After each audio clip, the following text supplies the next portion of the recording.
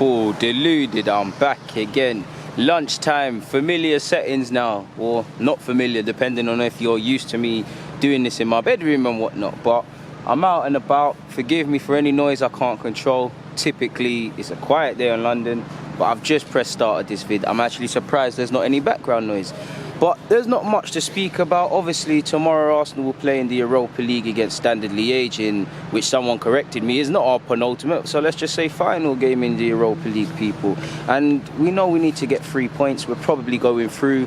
You're looking at the teams that are potentially dropping out from the Champions League. I can't remember all of them, but I'm sure Inter Milan.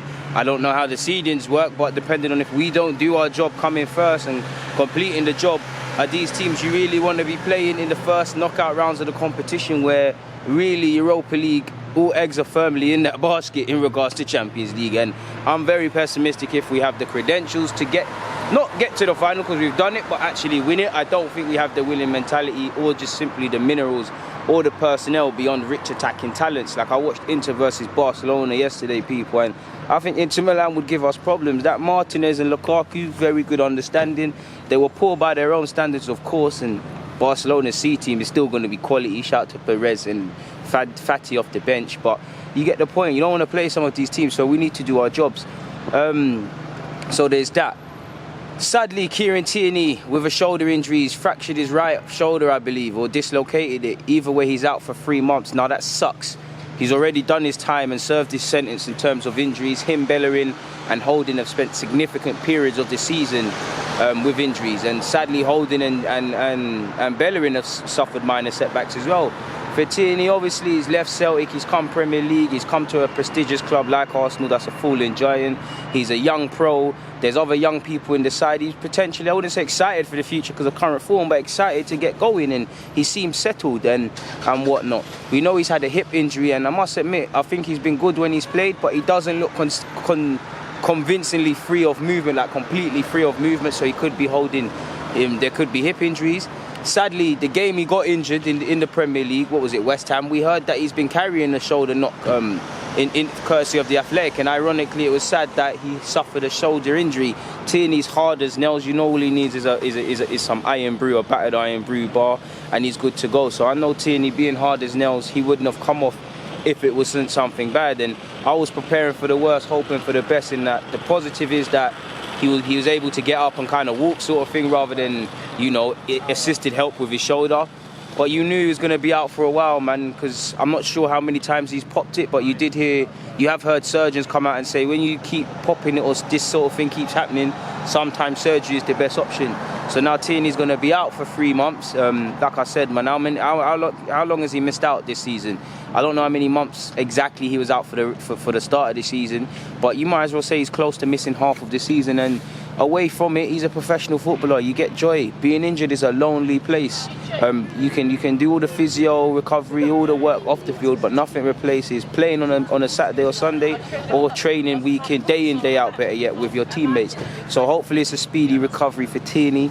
The last 3 games I've seen from Kolasinac, I think he's been quality, and I hope he continues. We all know Kolasinac defensively is never going to be his strong point.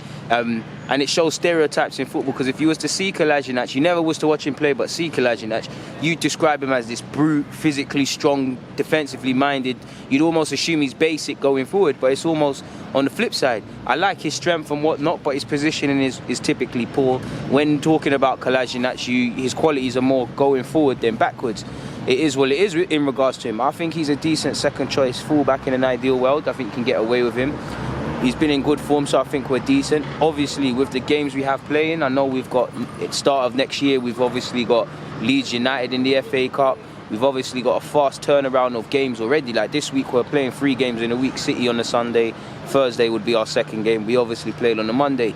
So it's a lot for any... It's going to be a test on all members of the side, and we can't expect Kolasinac to do that, to be honest with you. Obviously, there's certain options in the side. I know Maitland-Niles doesn't want to play at right back, but if you remember, there was a time he was actually playing left back and actually did all right, like against Mo Salah.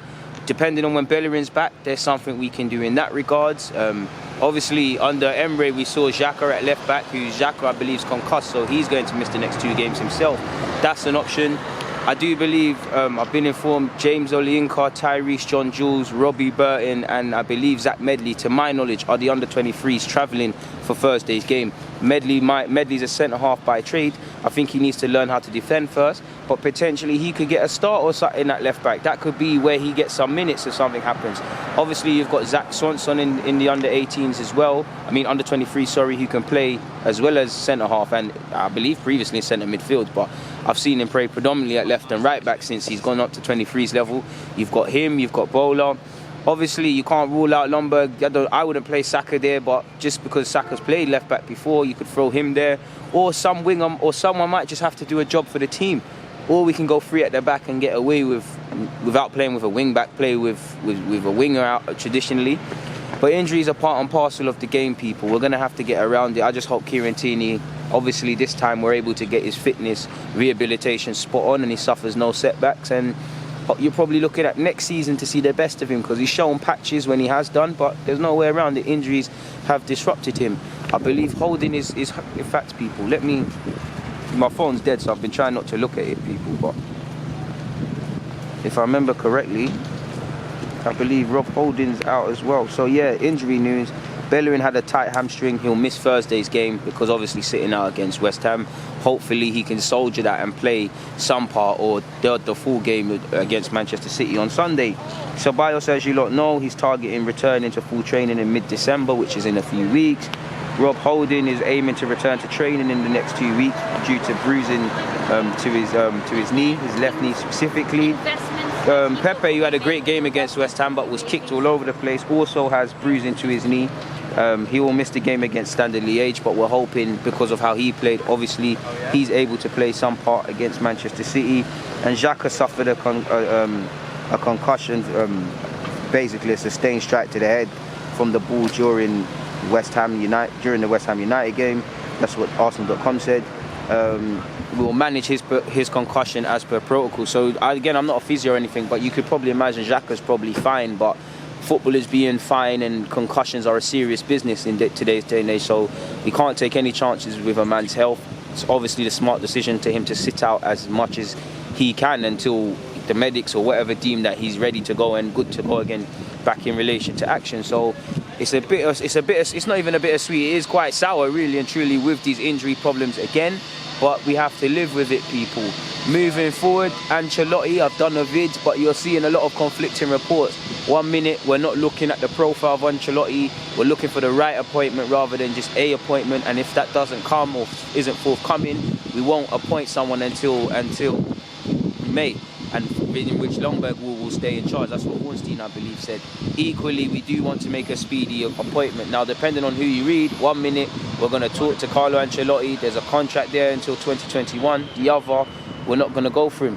For what I do believe to a degree modern management has left him, in a sense that you can't really leave players to be players nowadays. We need someone who's very hands-on, specific to Arsenal, and you're hearing a lot about Carlo Ancelotti's not management skills, but his training methods, how they're very lax, very hands-off, and we need someone who's more hands-on than these footballers when they're, doing snuggly time with their girls and whatnot. We need a hands-on manager who is not going to leave anything to chance, and as much as I believe Carlo Ancelotti would be a good fit, is a good manager, these are concerns. Apparently we're not looking at him, and apparently Arteta it's Arteta's job in all but name, and it's down to him if he wants it, but Arteta is seeking assurances both in regards to the plan of this club and the long-term future of this club, and you can't begrudge him because he's obviously been earmarked to follow on from Pep when that happens, and some people are saying at the end of the season from City. I wouldn't go to Everton if I was him, but the pull of Everton, I would only wait for City. I wouldn't go to Arsenal either, but the pull of Everton is there. The pull of Arsenal is obviously there as well. Obviously, expectation is going to be a lot of Arteta because he could be a great manager, he could be a dud. People are and it's through no fault of his own, people are getting gassed off the fact that you hear he does good things in Pep Guardiola's team and that, but just getting gassed off the fact that he's played for Arsenal, he's played under City, he's Spanish and whatnot. He's had a good schooling and potentially expecting him to be something he's not. Inexperience is one thing. You can it's positive that he's very hands-on in terms of improving players and coaching sessions, but there's other things he'll have to learn. Arteta will have to learn on the job, and if the board are going to appoint him, whether we necessarily agree with that or not, sorry, people, you have to comprehend that he's going to make mistakes. Experienced players are going to make managers, are going to make mistakes. You look at UNAI Emery. It's completely different, his roles at PSG and Seville, but the away form at Seville and Arsenal, did he learn from his mistakes? His managing of players and personalities and tactics, did he learn necessarily from these mistakes? Arteta is going to learn things he didn't know he needed to learn, so we're going to need to support him if that's what the club's going to do, and you're going to need to surround him with experience. That's potentially why Mertesacker's there. That's potentially why you shouldn't let LJUNGBERG leave, and that's potentially why if Arteta did come, you'd probably see, in my opinion, some other backroom staff additions that we potentially wouldn't have expected Arsenal to make, purely because we have to supplement it. He is learning. I know many people won't get confidence from that and be like, DG, don't you think that's concerning? We ain't really got time for someone to learn on the job considering where we are as a club. And I can't listen, that's 100% true, people. It's 100% true, but I say to that, like, what do you want me to do? Don't shoot the messenger, I'm just giving you the news. If we get Arteta, I'll have my concerns, but I'll stand by him. If we get Carlo Ancelotti, I'll have my concerns, but I'll stand by him. You're hearing the Kroenkes want someone who's formerly played for the club as well, and Patrick Vieira is getting thrown in. Now, Patrick Vieira, I'm not confident in his ability to move our club forward just because of what I'm seeing from Nice. Seen some good things, seen a number of concerns, but it's Patrick Vieira. We'll need to help him as well, people. And he will get my full support. There's not really any managerial targets really that fill you with 100% confidence, in my opinion. Even if you was to get Pochettino, Simeone, Rodgers, all these, I want to say unrealistic because it doesn't seem like they're attainable names. There's still question marks. I don't think in a role like this there can be someone that's 100% convincing, and I don't think it's down to that. I think it's down to the club to closely identify whose values match this club, what we've lacked in this club and what we need to bring in, how skilled they are with coaching and not just bringing through their own tactics, how good are they at reinventing their own tactics and improving them.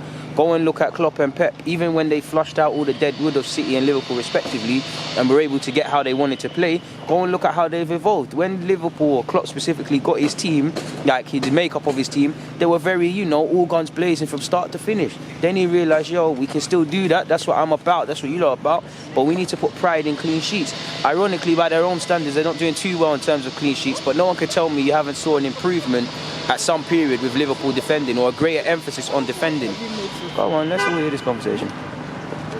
So yeah, people, apparently, so if you believe reports and the Kroenkes want a former player, then it's Arteta and Vieira in the spotlight. With Arteta, obviously, he hasn't got no experience, but the Pep and the Spanish and the Arsenal ties gives him strength.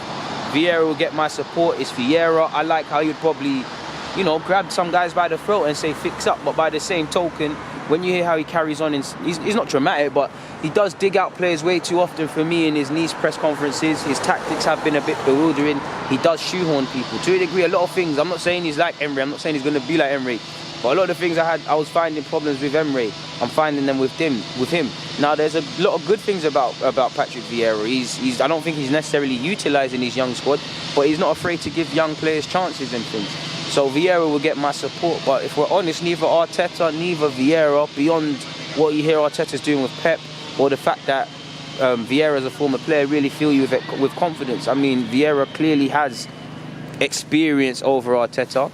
He's simply managed more clubs, but there are many people that potentially would pick Arteta over Vieira. Must admit, I'm on the fence. I continuously change my opinion on such week in, week out, people. So we'll have to see what actually happens in that regards.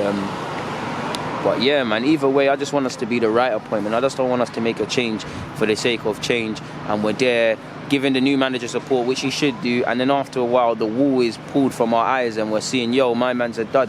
There's no guarantees in football, even if Arsenal get whoever their #1 target is. But what we can do is try and find more confirmations, try and really scrutinise someone's CV, learn from their successes, their failures. What can that tell us about our club? What do their values tie into us, and how do we improve from that? The beauty of the thing is that me and you lot, it's not our job. We're just here to talk about it, or I'm just here to talk about it. But on that note, I would love to hear your opinions, people. So on that note, people, Deluded. I can't lie, there's a buff thing taking a picture, people. I'm not even going to lie to you lot. Very unprofessional of me. But on that note, people, Deluded. I'm out. Thank you for watching and rocking.